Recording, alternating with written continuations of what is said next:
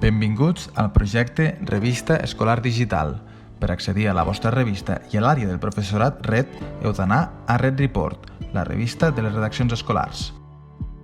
A la part dreta trobareu el menú per navegar entre el llistat de tots els centres que participen en el projecte.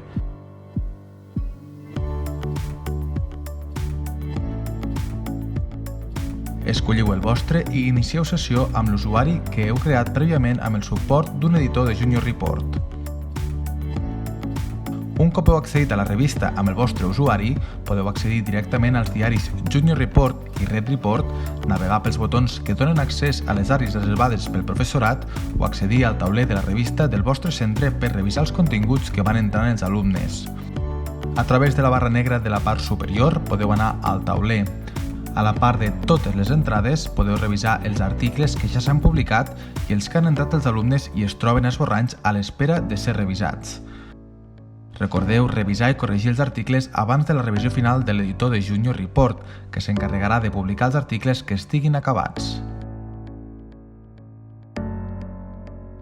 A la pàgina de la revista també hi trobareu dos botons més que donen accés a espais exclusius pel professorat. El primer és l'àrea del professorat RED. En aquest espai trobareu tots els materials i recursos per treballar la vostra revista digital a l'aula. El pla de treball que trobareu aquí es divideix en tres grans mòduls que van des d'una mirada més local, centrada en el centre i el barri, fins a una mirada més global. Cada un d'aquests mòduls inclou una breu introducció teòrica, un apartat de recursos, els exercicis pràctics amb diferents propostes de temes i un apartat d'avaluació. Abans de començar a treballar, consulteu la guia d'inici. Aquí hi trobareu les instruccions per començar a treballar la revista abans de la visita del vostre editor. Comencem pel mòdul 1. L'apartat de teoria és una introducció a allò que necessitem saber abans de començar a redactar articles d'aquest mòdul. Aquí es presenta una breu informació de forma esquemàtica i contextualitzada. Pel que fa als recursos, es tracta d'un recull d'articles de Junior Report que poden servir per treballar d'una manera més àmplia alguns dels aspectes que planteja la teoria. L'apartat de pràctica de cada mòdul consta de 3 mesos. Més a més, els redactors i les redactores podran treballar les propostes que es presenten en aquest espai. Aquí es detalla també tot el procés que cal seguir per elaborar un article.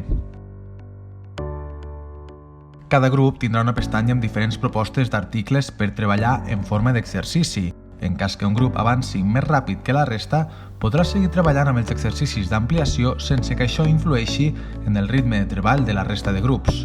També hi haurà propostes d'activitats per als responsables de la direcció de la revista i els responsables de xarxes socials.